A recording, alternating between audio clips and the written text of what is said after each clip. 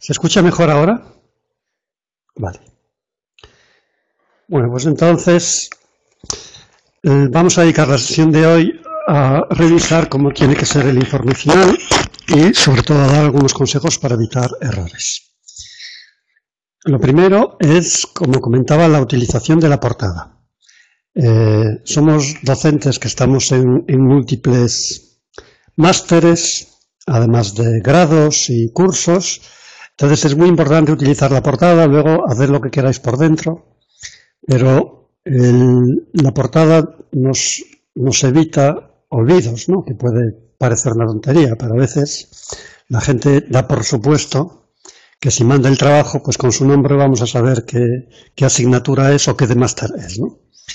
Y automáticamente, cuando esos trabajos se juntan con otros que uno tiene, pues dificulta la localización de los mismos. Así que utilizad la portada, que tiene los 4 datos básicos que necesitamos para identificaros. El trabajo se estructura en 3 partes. Si recordáis, al principio de la asignatura empezábamos con una ambientación sobre lo que es la etnografía virtual, para qué sirve, cómo es la etnografía, cómo se hace eso en entornos virtuales. Hablábamos también de que era necesario planificar, para eso también estuvimos durante varias semanas analizando qué es lo que se podía visitar, con qué instrumentos, de qué forma, íbamos a recoger datos, etc. Antes de empezar el trabajo de campo, si recordáis, os pedimos hacer un PIP, es decir, un plan inicial de práctico. Un proyecto de lo que ibais a hacer, con diversos apartados. Por lo tanto, parece razonable que en este momento, a la hora de explicar los resultados que habéis obtenido, empecemos por el primerísimo de todos, y es que habíamos hecho una previsión.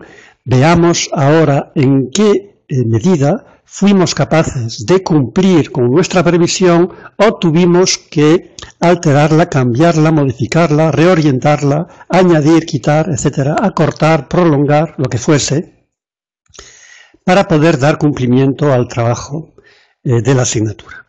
En segundo lugar, que sería la parte nuclear, el centro del informe, estaría precisamente la descripción temporalizada del trabajo realizado.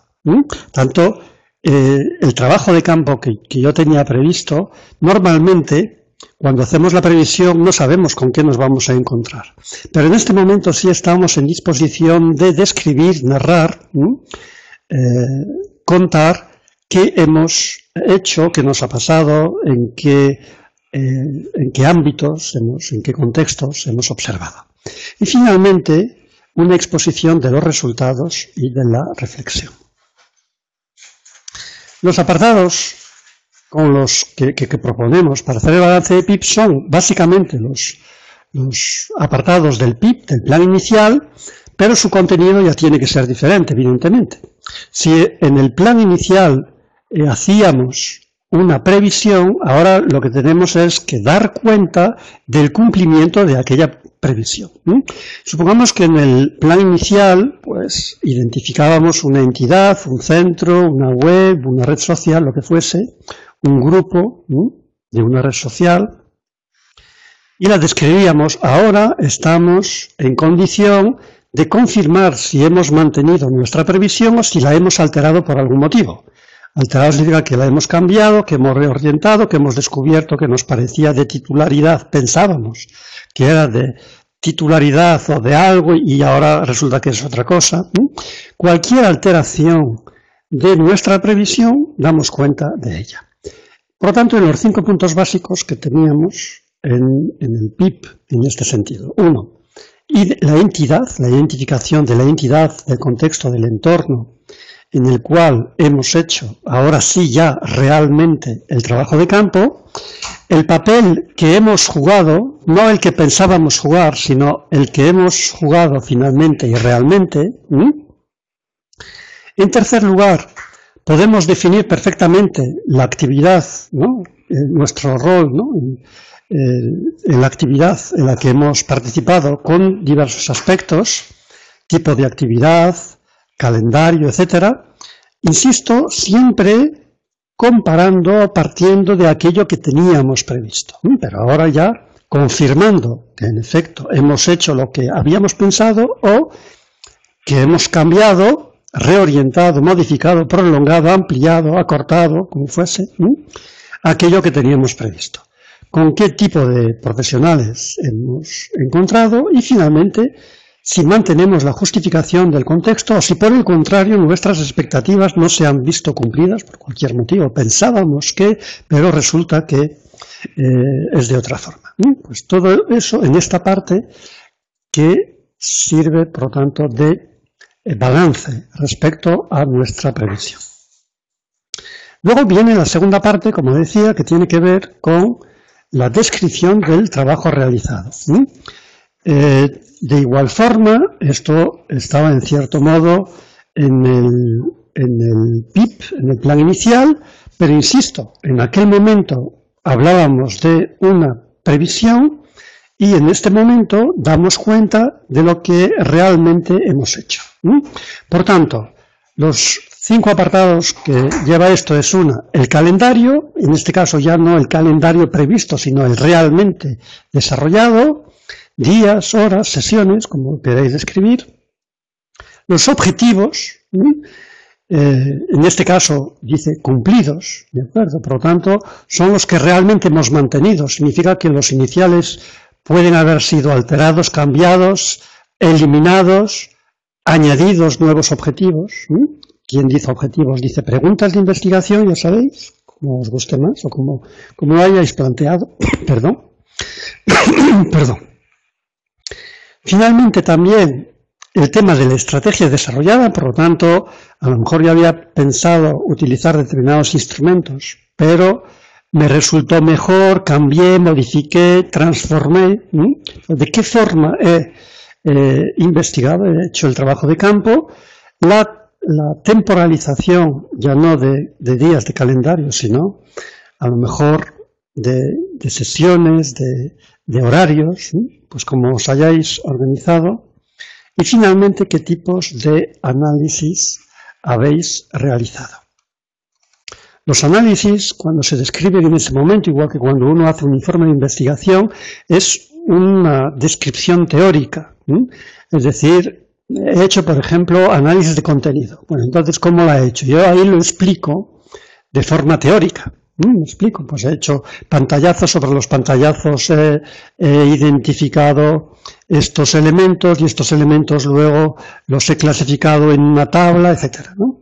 Esa parte, digamos, metodológica, de descripción del diseño del análisis, es muy importante establecerla en un apartado previo, porque eso ya no se explica en los resultados. Es decir, que en la exposición de resultados, que es con lo que entramos ahora, ya tengo que explicar, bueno, y estos segmentos los he sacado de las entrevistas, o los he sacado de los chats, o los he sacado haciendo tal o cual cosa. ¿Entendéis? En los resultados ya expongo los resultados. Previamente, por eso es importante, en un apartado previo, que cuando es un informe de investigación lo llamamos diseño de investigación, en este caso, pues explico previamente qué tipo de análisis. Si os fijáis bien en lo que se explica aquí, hay una lógica interna, ¿no es? De cuándo lo he hecho, qué pretendía, cómo lo he hecho y cómo he analizado lo que he recogido. Y aquí ya solo exponemos los resultados. De todo lo que hemos visto hasta aquí, quizá el apartado más voluminoso en nuestro trabajo debería ser este, el de los resultados. A poco que hagamos análisis de contenido, como habéis visto, si como resultado de vuestro análisis tenéis una jerarquía, una estructura de categorías, ¿no? De códigos, de conceptos, de respuestas. Y eso puede estar jerarquizado más o menos, puede estar todo en categorías principales, subcategorías, bueno, la jerarquía, la organización de niveles y subniveles que le queráis dar. Pero para cada categoría hay que definirlo, hay que luego ejemplificarlo, se puede cuantificar también, además de otros posibles resultados, análisis como comentábamos, ¿no? La semana pasada, que serían de la índole, pues voy a comparar hombres y mujeres, profesores y alumnos, análisis de contingencia, por ejemplo, ¿no? Pues ese tipo, voy a ver si encuentro patrones, secuencias, elementos desencadenadores de otros, que sería un análisis causal, lo que sea. Todo eso es resultados. Por lo tanto, la parte de resultados, en buena lógica, debería ser y va a ser la más voluminosa, la más extensa, la que también entra con más detalles y también entre nosotros la más interesante.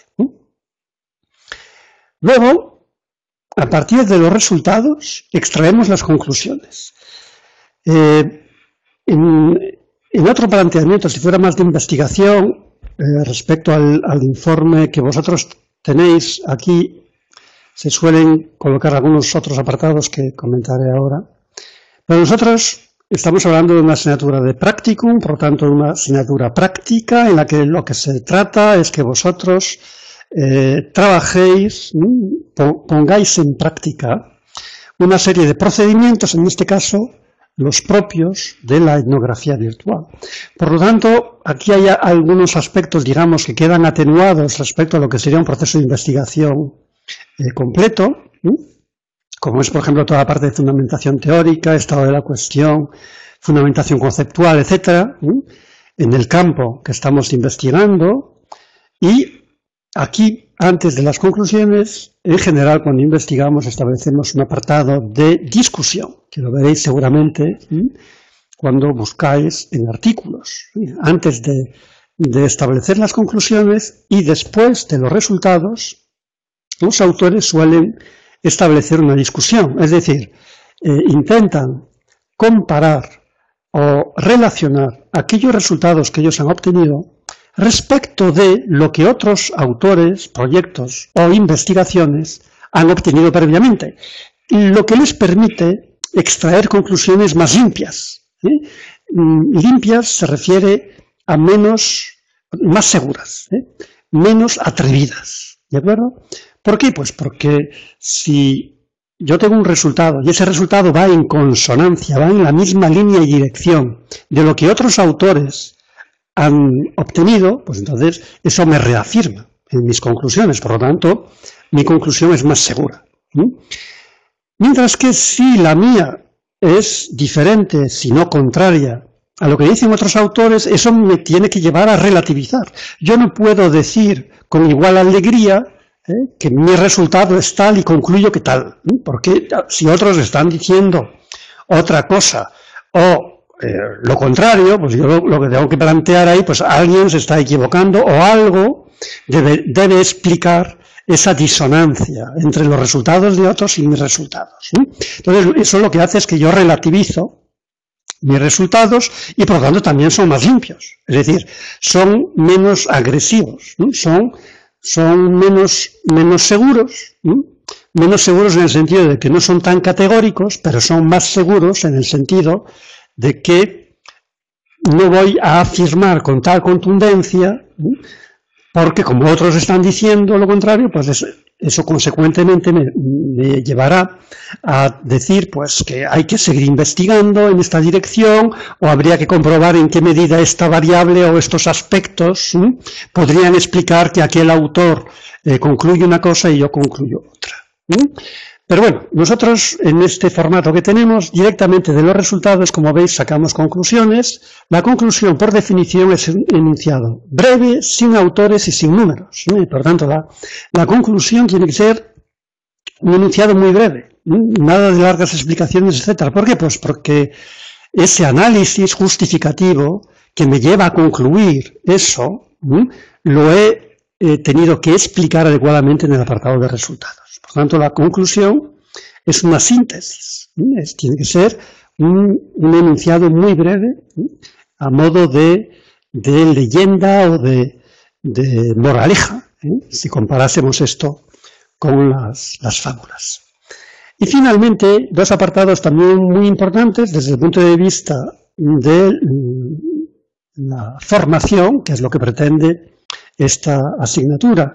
Por una parte, la autoevaluación, es decir, que uno dé cuenta y valore el trabajo que ha realizado, dónde cree que están los puntos flacos, dónde están los puntos fuertes, qué mejoraría, qué cambiaría. Y, finalmente, criterios de evaluación a aplicar. Es decir, que también nos gusta escuchar, en este caso leer, quizá, que vosotros nos digáis con qué criterios, con qué lupa, con qué ojos, con qué rejilla deberíamos analizar vuestro trabajo. Tiene que ver con el aspecto de autoevaluación, pero yo me autoevalúo y además sugiero al profesor cómo debería valorarse esto desde el punto de vista de la práctica, de la originalidad, de la sistematización, de lo que fuese. Veo que hay por aquí una consulta.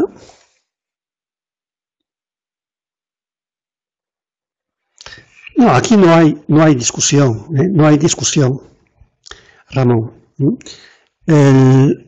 Si hubiéramos, podríamos haber planteado una estructura de informe de investigación, pero eso hace más compleja la asignatura, que como tal, y son solo 6 créditos, como tal la asignatura solo pretende haceros vivir, ¿no?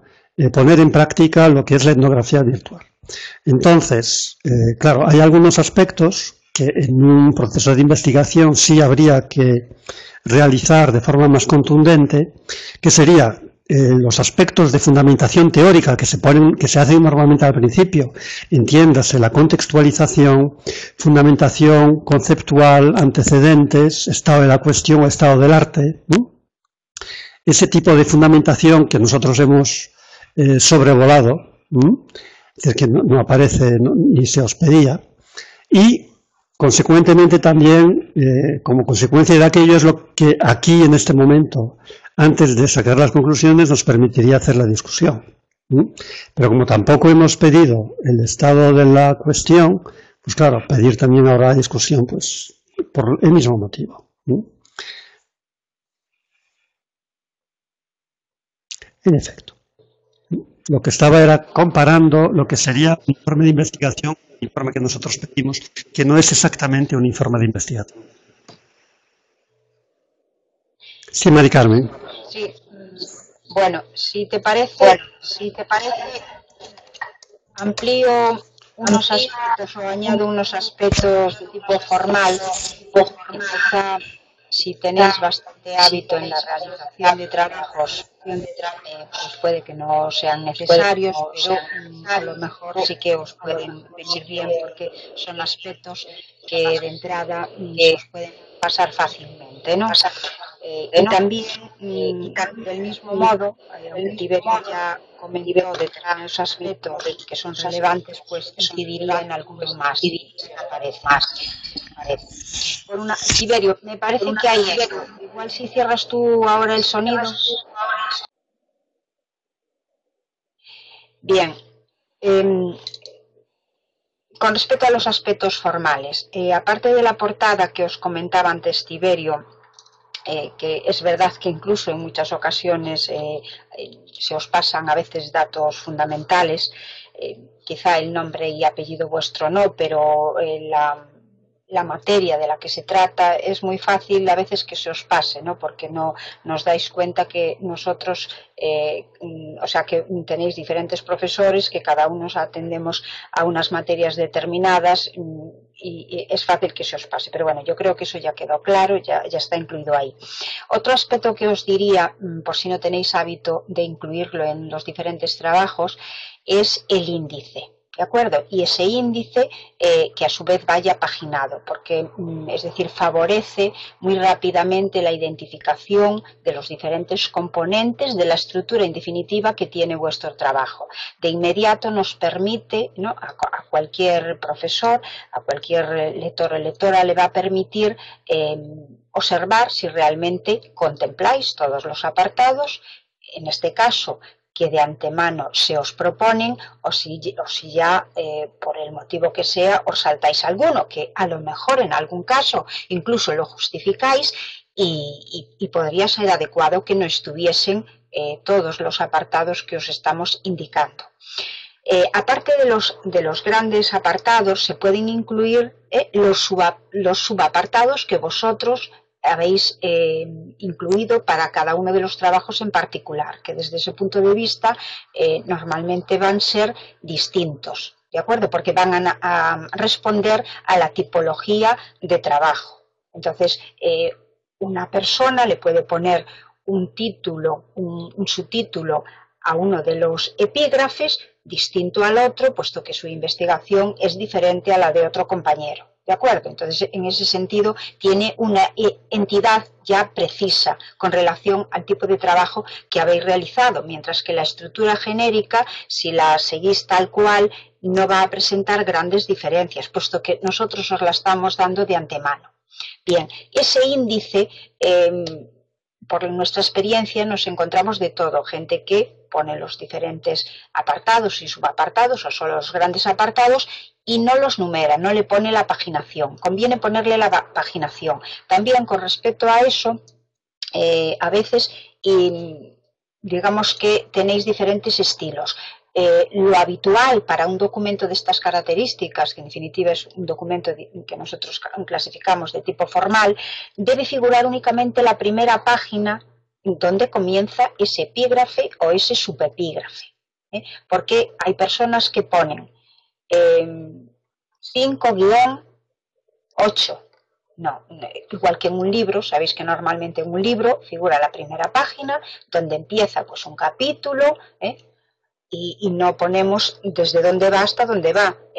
Eso nos lo da el propio índice, porque el apartado, el subapartado siguiente empezará pues normalmente en la página siguiente o en la misma, si lo hacemos de corrido, donde terminó ese. ¿De acuerdo? Bien, luego ahondar en algunos aspectos, sobre todo en el apartado de resultados. Ya Tiberio os hizo referencia a que lógicamente va a ser el apartado más amplio, más extenso de vuestro trabajo, ¿de acuerdo? El más relevante, además. Por tanto, es importante, él hizo un poco ya de referencia, a que debemos incorporar diferentes subapartados, especialmente o particularmente en este epígrafe, en el epígrafe de resultados. Esos subapartados os va a ser muy fácil incorporarlos si, atendiendo a los resultados que presentáis, tenéis en cuenta las preguntas o los objetivos de investigación para su enunciado. Tratad de que sean enunciados cortos, lógicamente, porque es el título de un subapartado, ¿de acuerdo? Pero os va a ayudar mucho, y eso facilita además la estructura interna del documento, a que partáis del enunciado de la pregunta de investigación o del objetivo, ¿de acuerdo? Y evidentemente no lo puedo formular del mismo modo, sino que tengo que adaptarlo para que me quede como enunciado de un subapartado. Bien, dentro de este mismo apartado de resultados hay otros componentes también que debéis considerar, porque posiblemente, dependiendo de los casos, incorporéis para presentar los resultados alguna tabla, alguna figura, alguna ilustración o gráfico. Cada uno de estos componentes debéis numerarlos y ponerle un título. Si queréis seguir la normativa del APA, las tablas se le colocaría el número de tabla, por ejemplo, tabla 1, punto, y el enunciado de la tabla, ¿vale? Un título cortito. Para las figuras o gráficos se le coloca en la parte inferior, ¿de acuerdo?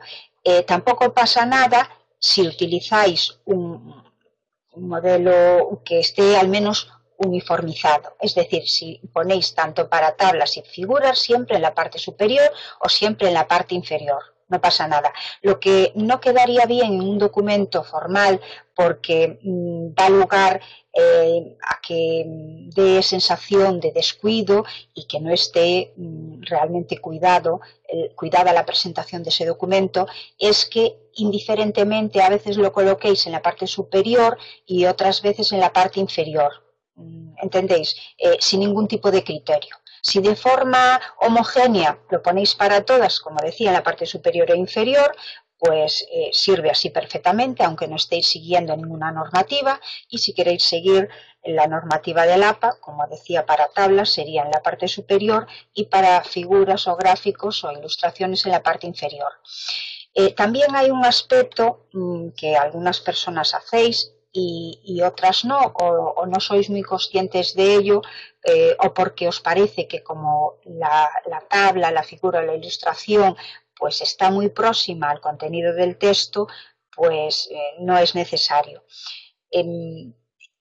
Pero es interesante y, por ejemplo, es un indicador, una exigencia que ponen siempre las revistas o cuando uno hace una comunicación para un congreso o redacta un capítulo de libro, que figure en alguna parte del texto, es decir, en la parte del texto en la que nos estamos refiriendo al contenido de esa tabla, de esa figura o de esa ilustración, ¿de acuerdo?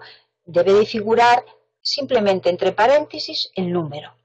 Podéis tabla 3, figura 8, es decir, aquella a la que os estéis refiriendo cuando estáis describiendo esos resultados, ¿de acuerdo? Y después, con respecto a la bibliografía, supongo que utilizaréis alguna cita. En el caso de utilizar citas en el texto, incorporáis el apellido del autor y el año. Si fuese textual, habría que entrecomillarla o dejar una sangría a la izquierda, o puede ser a la izquierda o a la derecha, y si es textual, necesariamente tendríamos que incorporarle, tendríamos que colocar la página de la que procede esa cita, ¿de acuerdo? Luego, si hemos incorporado esa referencia a un autor en el texto, al final tenemos que referenciarla.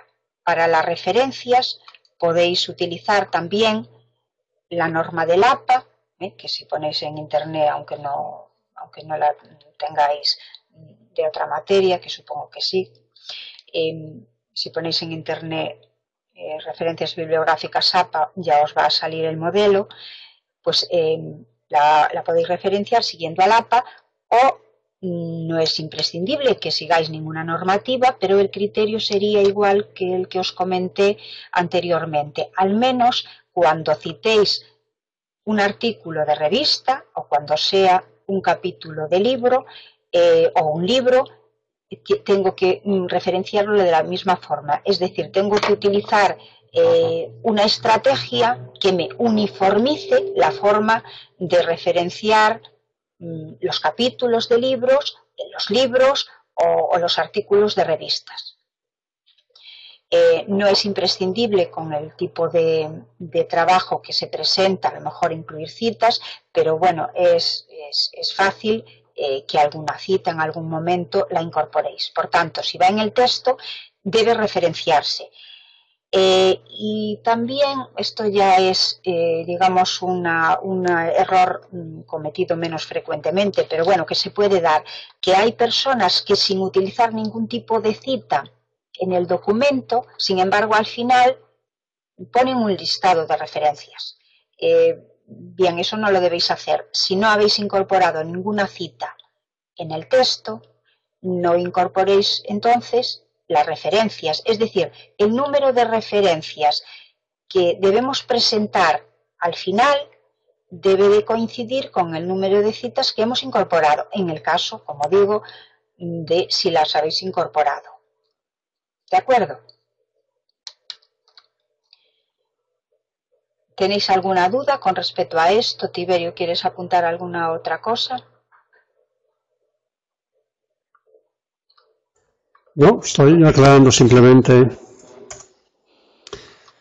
la cita de las imágenes, pero las imágenes que utilizamos en el análisis de contenido, que aportamos a modo de evidencias, creo que lo explicamos en la sesión 12, 11 y 12, una era sobre cómo hacer el informe a partir de texto, no de citas textuales, y otro era cómo hacer el informe a partir de imágenes, o capturas de vídeo o transcripciones, ¿no? Capturas de tipo icónico, ¿no?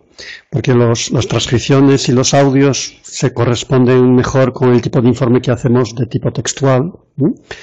Y por lo tanto, en ese caso, pues sería tremendo si estuviéramos a cada vez referenciando los gráficos que indicaba Mari Carmen, los gráficos, las imágenes, etcétera, son otro tipo de referencias y de citas. Ahí tenéis que buscar un modo. Nosotros en la presentación, si volvéis a la sesión, veréis que dábamos una, que sería en cierto modo construir a doble columna. En una columna vamos aportando las evidencias de imágenes, fragmentos de imágenes, de pantalla, de lo que sea, y en la columna de derecha vamos indicando la referencia, es decir, la procedencia, ¿no? Si es de una sesión, de un entorno, etcétera. El número de la sesión, como sea.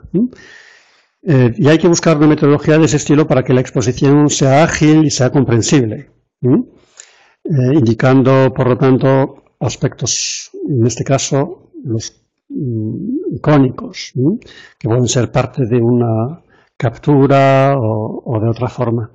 Eso también, a veces, si utilizas una captura de pantalla, puedas integrar o añadir a la captura de pantalla números o flechas, de tal forma que te permite hacer alusiones al contenido de esa imagen o de ese pantallazo y añadir explicaciones a continuación fáciles de localizar en la imagen. Ahí hay que encontrar, depende del tipo de trabajo de campo que uno ha hecho y de las preguntas que uno se haya planteado, es decir, de lo que esté buscando, para poder hacer una exposición ágil de lo que es el informe de los resultados. Falta, en efecto, Ramón, está la presentación preparada, pero el otro día que intentamos hacer la grabación resulta que falló la grabación, así que hay que volver a repetirla. Pero está la presentación preparada y es la continuación, creo recordar, de una parte del informe, precisamente. Una parte, la sesión que se hizo era sobre el informe de naturaleza textual, creo recordar, y falta la de naturaleza gráfica o icónica. Creo que es, ahora no lo recuerdo. Sé que el otro día la hicimos y falló, así que a ver si la hacemos cuanto antes para que la pondremos en el muro de portada para que esté disponible, al igual que la presentación.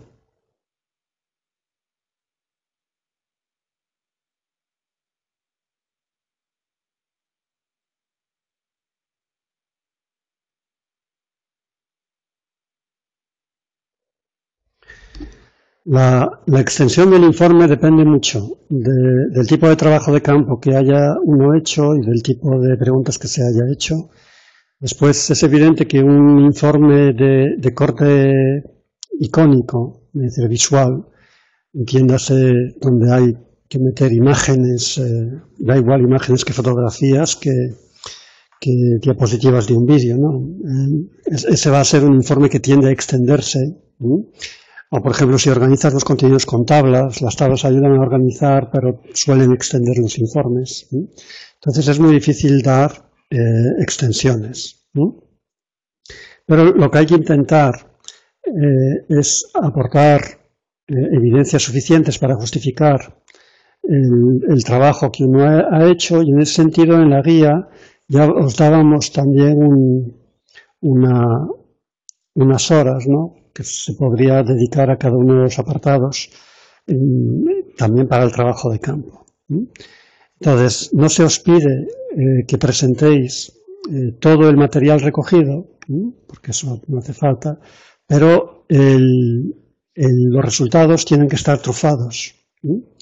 Trufados me refiero a que tienen que estar enriquecidos para que uno se dé cuenta realmente al leerlo, pues que si uno dice que aparecen tales o cuales cosas, que aparece tal código o tal categoría, realmente aportar algunas evidencias de que en efecto que que existe esa categoría y además que se corresponde con lo que tú dices que hay. Por tanto, es difícil dar una extensión. Con respecto a la incorporación de tablas, figuras o ilustraciones, el comentario que hace Margarita es bastante pertinente, es decir, si incorporo ilustraciones, incluso tablas, no debería abusar de ellas, porque también os daréis cuenta que, aunque ayudan a hacer más visibles los resultados presentados, sí es verdad que un documento lo pueden hacer bastante enfarragoso el que yo intente presentar, supongamos, casi todos o la totalidad de los resultados a través de tablas o a través de figuras, porque en todo caso yo después en la descripción al menos tendré que ahondar sobre los aspectos que se recogen ahí, ¿no? Porque al fin y al cabo esa es una presentación gráfica. Me van a quedar muchos elementos, muchos aspectos por decir. Para eso debo utilizar el texto. De todas maneras, para encontrar cierto equilibrio, hay que buscar, digamos, a ser razonables entre la cantidad de texto que aporto y la cantidad de tablas, figuras o ilustraciones. Es decir, igual, entre comillas, de soso nos quedaría un documento de pobre, no incorporando, en este caso, porque además son muy útiles, ningún tipo de elemento gráfico, a pasarme a lo contrario e intentar abusar, digamos, de este tipo de componentes. ¿Comprendéis?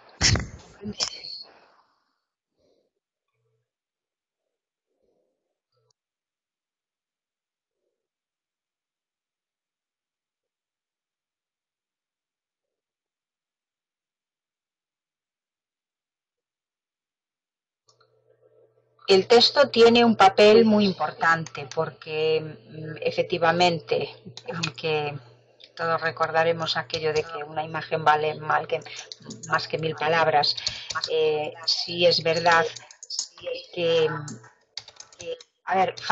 yo creo que más que nada facilita o nos ayuda a intuir con mucha facilidad, pero evidentemente hay muchos componentes que si yo luego los apoyo con el texto, puedo facilitar en mucha mayor medida el reflejo de la profundidad que yo pude realizar en los análisis que he abordado. ¿Entendéis? De todas maneras, también siempre se suele incidir en un aspecto como es el de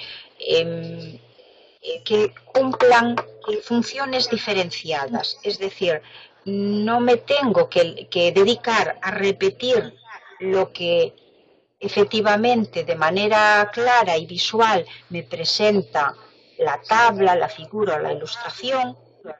La función del texto debe de ser, en todo caso, completar, aclarar, etcétera. No limitarme a repetir únicamente lo que presento en la tabla, en la figura o en la ilustración, porque es que entonces no estoy ampliando la información, la descripción, ¿comprendéis? Es decir, que al final no estoy enriqueciendo el documento. Si yo únicamente me limitase de manera escueta a decir únicamente lo que refleja el contenido de la tabla, la figura, la ilustración, etcétera.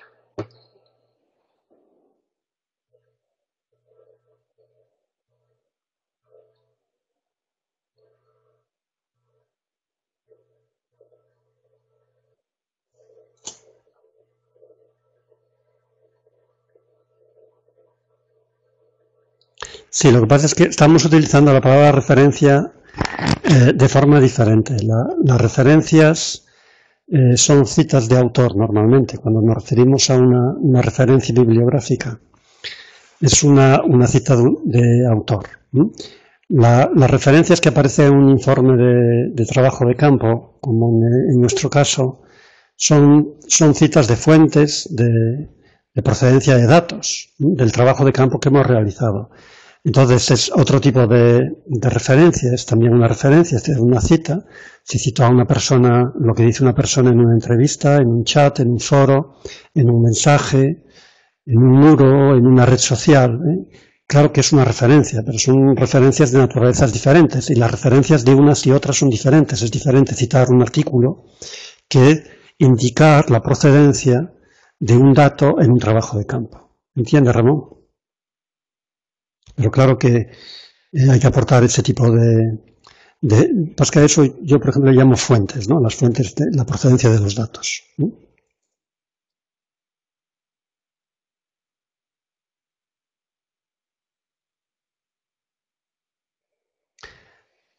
Sí, los pantallazos, igual que todo el tema de los aspectos visuales, como indica ahí Marcelino, tienen más interés cuando es relevante. Es decir, que a veces se utiliza, lo veis también a veces en algún artículo, pues un pantallazo de un tuit. Honestamente, el pantallazo del tuit, y lo utilizan mucho, por ejemplo, estos días, ¿no?, que está la polémica con los tuits aquí en Madrid, en los medios de comunicación se utiliza mucho porque refleja un poco la fuente, ¿no?, la procedencia, pero honestamente el aspecto gráfico no tiene ningún interés en ese caso, ¿no?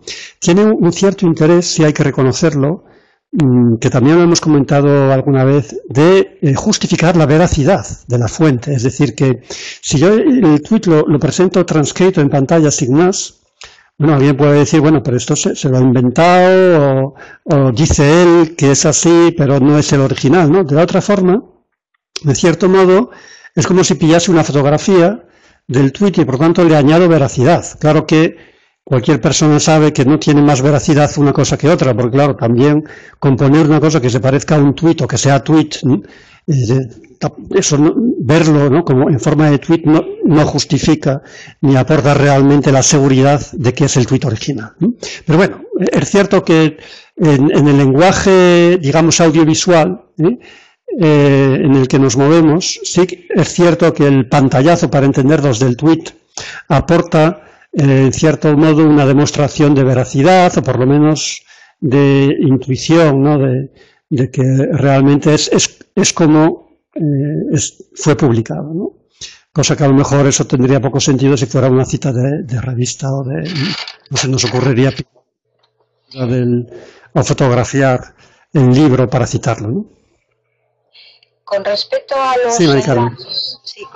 los enlaces, es verdad que en algunos casos puede tener mucho interés y el mismo enlace podría ser muy ilustrativo. En el caso que incorporéis el enlace, activad el hipervínculo, ¿de acuerdo? Porque aunque luego incorporéis un documento PDF, si está activado, pues podemos clicar encima e ir directamente al enlace. Procurad que sea el enlace directo, además, para no tener que andar copiando y pegando, quiero decir. Sí, sin embargo, lo que no vale decir, a ver si me explico, Ramón, es decir, y los padres y las madres, por ejemplo, ¿no?, supongamos, opinan que sus hijos utilizan demasiado las redes sociales y pongo un enlace y que vaya el profesor a leer lo que dicen los padres para encontrar eso no sirve. Es decir, que tú tienes que hacer la cita textual, es decir, citas textuales de padres y madres, ¿no?, en el ejemplo que estoy poniendo, donde verbalizan, donde se identifican realmente esas ideas que tú dices que tienen, y luego indicas la procedencia. La procedencia se puede indicar, como decíamos el otro día, entrevistado 1, entrevistado 2, o tweet 1, tweet 20, o linkar el enlace, si son cosas que están disponibles, porque es cierto que a veces el trabajo de campo también tiene esas cosas, es decir, que hay cosas que son, digamos, eso no sé si lo recordáis, lo hablábamos al principio de todo, cuando hablábamos de la naturaleza de los datos que recogíamos, ¿no? Si era mejor con pantallazo, con transcribiendo los datos que desaparecen, es decir, que son de procesos en desarrollo, por lo tanto, digamos que son perennes, ¿no?, van desapareciendo, mientras son caducos, mientras que otros son perennes. Es decir, que un tweet en un tiempo razonable, o un post de Facebook, o un post de blog, podemos considerarlo perenne, es decir, va a permanecer, lo puedo linkar. Pero otras informaciones, por ejemplo, un tweet si pasa mucho tiempo, o un chat, por ejemplo, o si es una videoconferencia y no quedó grabada, pues yo a lo mejor pillo un pantallazo de algo, o del chat o de lo que sea, y eso no es linkable, pues porque ese punto en concreto del chat o de la videoconferencia, no tengo forma de referenciarlo, de linkar a ese punto, ¿entendéis? Eso va a depender mucho de las herramientas. Hay herramientas que permiten eso, por ejemplo, YouTube permite dar puntos puntuales, ¿no?, en el desarrollo de un vídeo, pero otras herramientas no lo permiten, y linkas al vídeo. No le puedes lanzar un vídeo de 20 minutos para justificar una cosa que dices que hay y obligar al lector a verse los 20 y además a localizar lo que tú dices que hay. ¿Entendéis?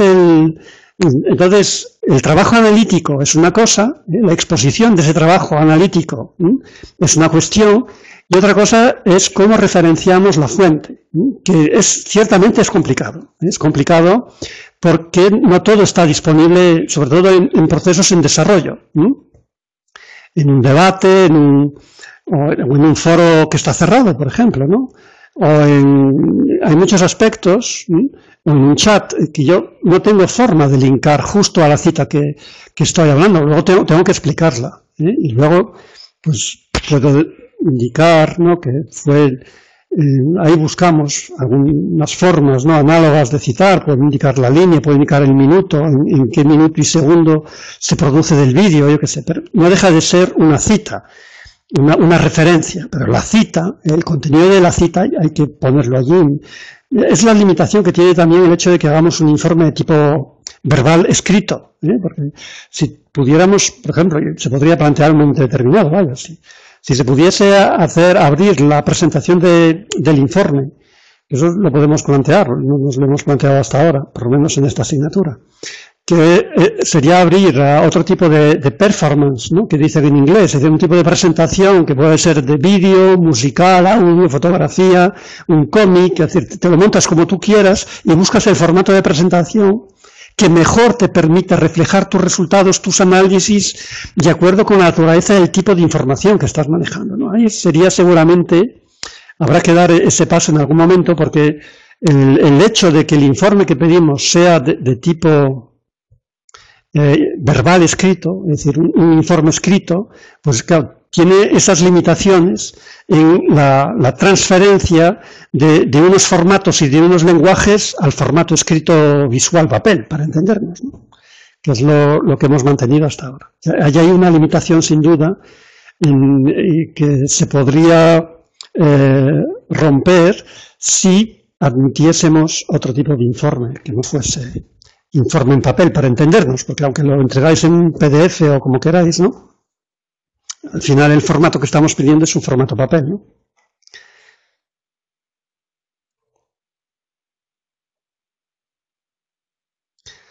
A mí no me gusta los anexos con datos, ¿no?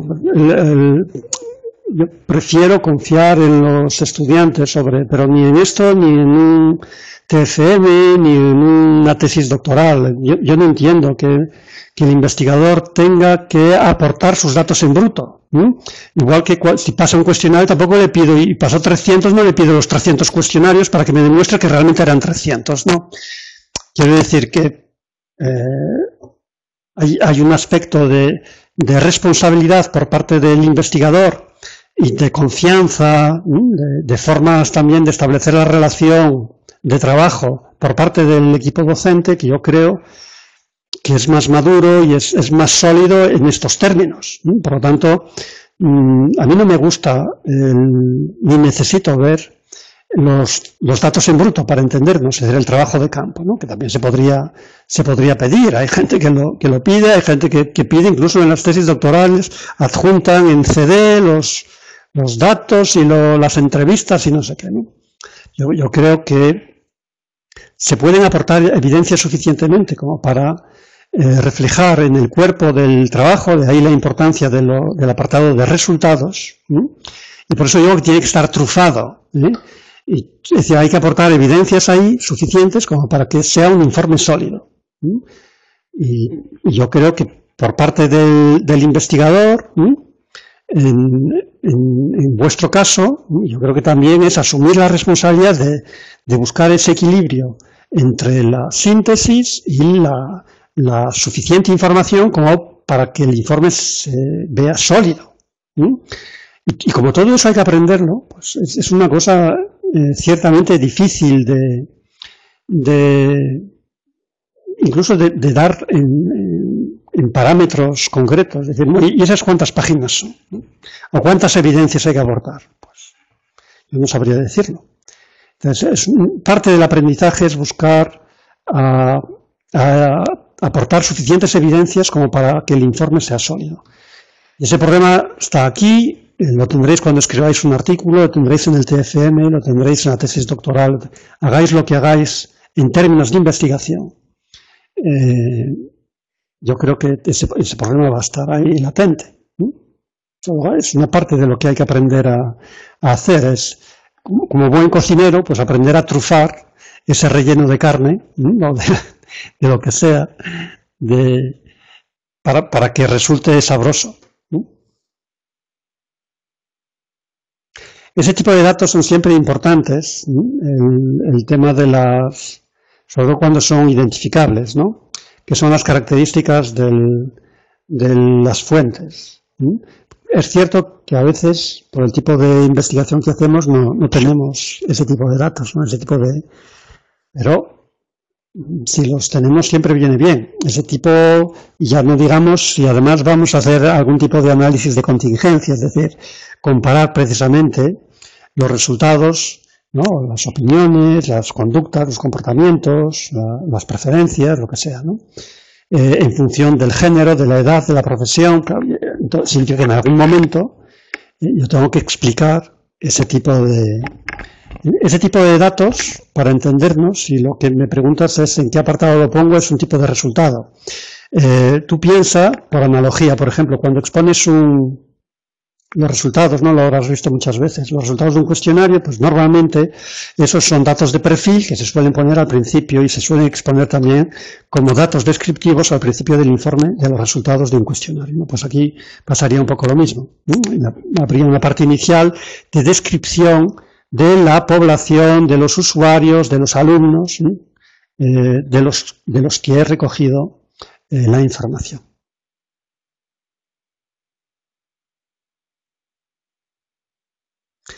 No es un problema de confianza, desconfianza, pero eso para mí es una etapa superada, ¿no? Hubo una época en que, en efecto, toda la gente que investigaba mucho en el ámbito social de las ciencias sociales, ¿no? Que investigaba con estrategias, con metodología cualitativa, se sentía digamos, cuestionada y por lo tanto necesitaba aportar de todo, ¿no? Y se ponía incluso los resultados, los materiales recogidos, se exponían para que la gente pudiese comprobar si realmente lo que decía que había en las entrevistas. Yo creo que con un informe, entre comillas, trufado, como el que proponemos, estamos en un camino intermedio entre lo que sería aportar todo el material y obviar el material, ¿no? Y saltar, digamos, directamente a resultados tipo conclusión muy limpios, que yo creo que sí son más discutibles, ¿no? Pero en este formato intermedio, que es unos resultados estructurados y digamos rellenados, ¿no? Fortalecidos con evidencias, yo creo que estamos en un estadio intermedio que, por otra parte, pueden dar la suficiente confianza, solidez, fortaleza al informe, sin tener que aportar el material entero, ¿no?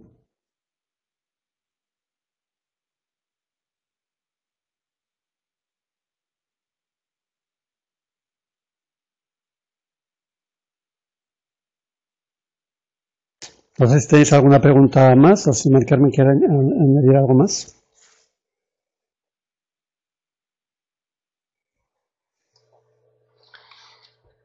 No, por mi parte nada más. Si tenéis todavía alguna duda.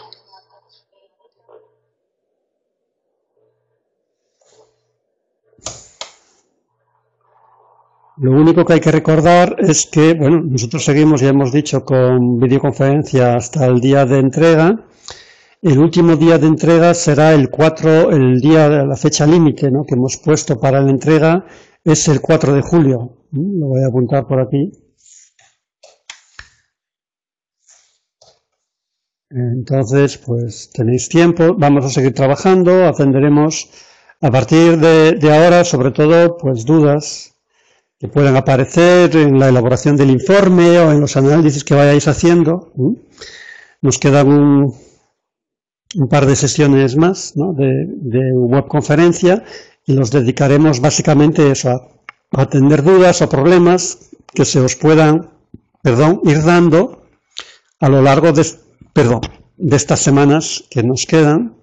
Creo que me está cogiendo el frío aquí, entre el aire acondicionado y en fin.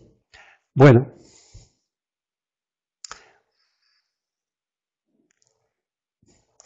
Si alguien tiene alguna duda lo puede mandar, aunque no solemos hacer revisión previa, ¿no? Pero bueno, si tienes dudas sobre, por ejemplo, si estás abordando suficientes evidencias o si crees que el aporte de evidencias es suficiente o no, pues también lo podemos comentar, ¿no? No habría problema, vaya.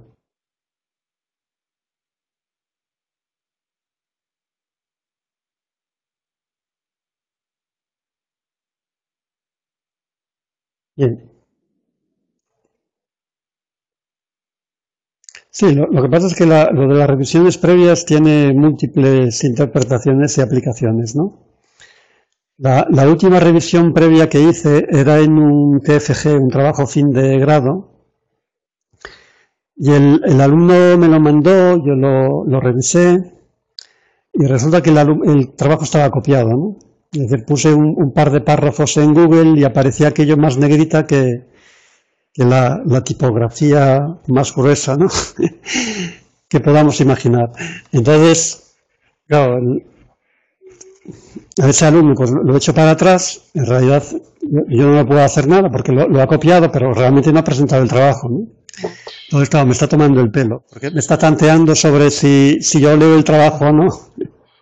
En fin, no será el caso porque el tipo de trabajo que hemos hecho es muy diferente, ¿no? Pero el tema de las revisiones previas tiene a veces ese tipo de cosas. De todas maneras, yo recomiendo que nos formuléis las dudas puntuales o los problemas concretos que os surgen para el desarrollo del epígrafe que corresponda, porque, a ver, es que con el tiempo que quedan no tiene ni objeto, porque las situaciones que se pueden dar además son muy diversas, desde que nos pueda mandar alguna persona pues uno de los epígrafes, es decir, como mínimo para hacer una revisión hay que tenerlo completo, ¿no? Entonces y además lo más fructífero para vosotros es el problema, el obstáculo con el que te encuentras en ese momento, pues nos hacéis la consulta e intentamos resolverosla para que evidentemente podáis desarrollar ese apartado y los distintos apartados en las mejores condiciones.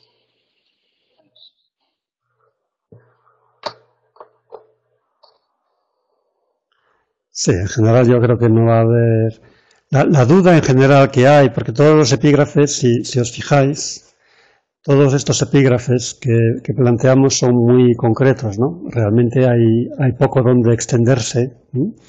El único que realmente, que es este que está subrayado, ¿no?, el punto 11, que es el de los resultados, es el que va a ofrecer más dudas, ¿no?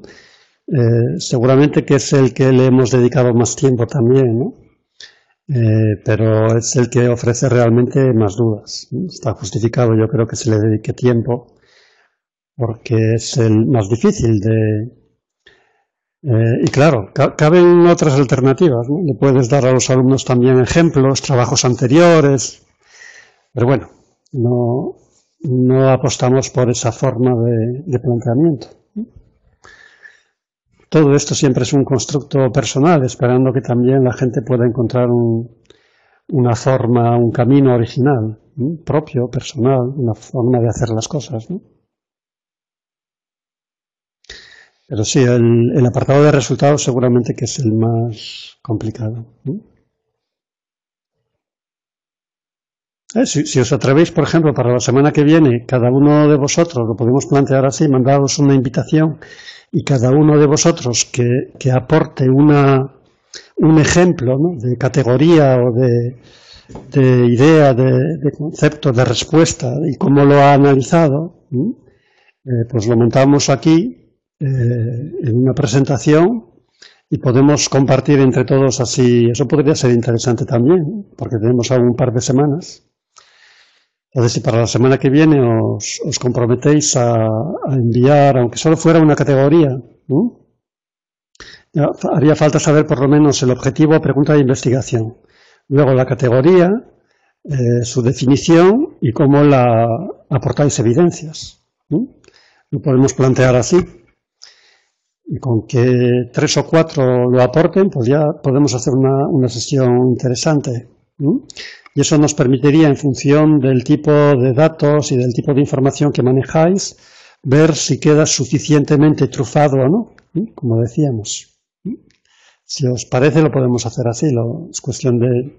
Pues que eso, como lo tenéis que preparar, sería quizá conveniente mandaros un mensaje. Mandaremos un mensaje a través de la herramienta esta que tenemos de mensaje evasivo desde el curso virtual, y invitándoos a todos a que preparéis eso, aunque solo sea una diapositiva o si es más de una diapositiva, pues no pasa nada, lo montamos aquí. Pero claro, hay que contextualizarlo un poco. Es cierto, pero con que ahora mismo hoy estáis 4, ¿no? Por ejemplo. Solo con que los 4 aportéis algo, hacemos una sesión estupenda. Porque ya os habréis dado cuenta que a estos profesores no les hace falta mucho tener en pantalla para alargar el pico, para hablar. Es decir que, pero bueno, no es lo mismo que nosotros montemos, que ya lo hemos hecho también, ¿no? Explicar cómo se motiva, cómo se plantean, ¿no? Cómo se aportan las evidencias y todo eso sobre un ejemplo hipotético, a partir precisamente del trabajo de campo que hayáis hecho vosotros, ¿no? Con que cada uno prepare un par de diapositivas con eso, el objetivo, y para ese objetivo una categoría, cómo la define y cómo aporta evidencias, yo creo que podemos hacer una sesión muy interesante.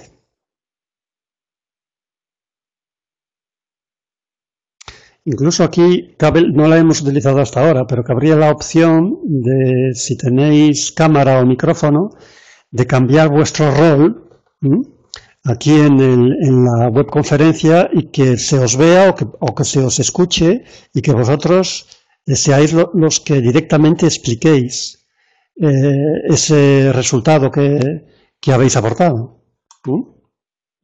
Ya, con todo esto os estoy metiendo una tensión que la semana que viene ya no va a haber nadie a la hora de la sesión. Bueno, es un planteamiento, quiero decir que podría ser interesante, simplemente. Porque más, siendo pocos como somos, podríamos estar todos con cámara también, sin problema, o con audio, ¿no? Como estoy yo ahora mismo, ¿no? Bloqueo la cámara para que el flujo de datos sea más ágil, sobre todo porque estoy grabando y por lo tanto la grabación ya tira del sistema. Y bueno, no es que hayáis enmudecido, es que estáis escuchando con más atención que nunca. Es el chiste, no sé si lo conté alguna, sí, creo que lo conté con vosotros, ya os lo conté. El chiste del que vendía loros y le cuela a un turista, en lugar del loro, le cuela un búho, ¿no? Y entonces, claro, el búho no aprendía a hablar ni de bromas, y entonces un día lo llama y le pregunta, claro, por el búho, que supuestamente era un loro, ¿no? Y entonces el vendedor, y bueno, ¿y qué tal ese loro? ¿Aprende a hablar o no aprende? Y le dice el comprador, no, aprender no ha aprendido nada, pero está muy atento, ¿no? Pues entonces, aquí también, no es que hayáis enmudecido, es que estáis escuchando más que nunca. Sí, la herramienta esta se puede hacer de muchas formas, ¿no?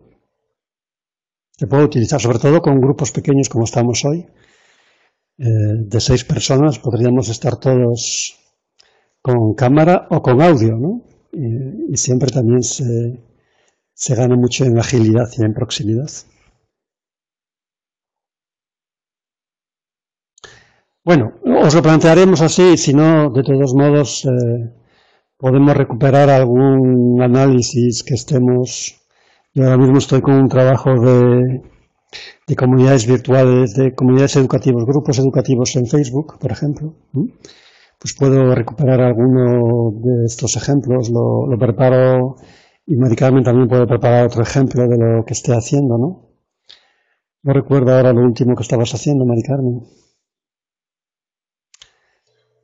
Pues, era algo sobre multiculturalidad, ¿no? O algo así. Sí, sí, el uso de los recursos de Internet aplicados a la inclusión del alumnado inmigrante o de procedencia inmigrante.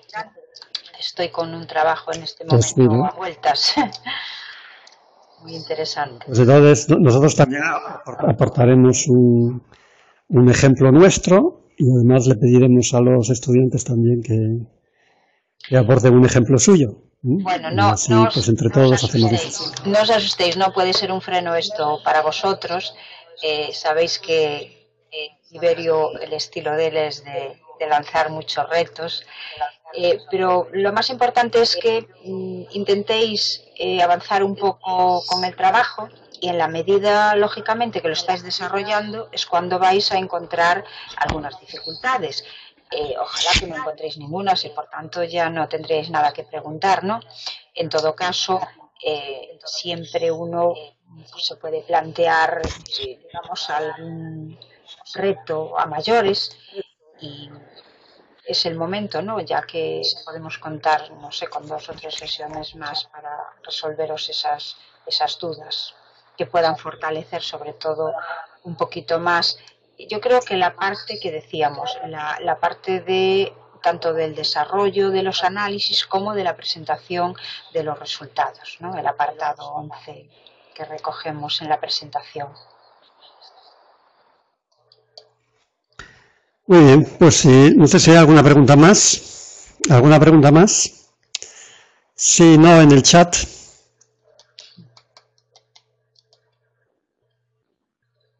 ¿No?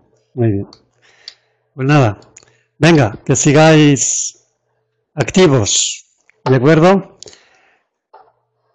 Hasta la próxima semana, eso es. Hasta luego. Buenas tardes. Buen trabajo y buena semana.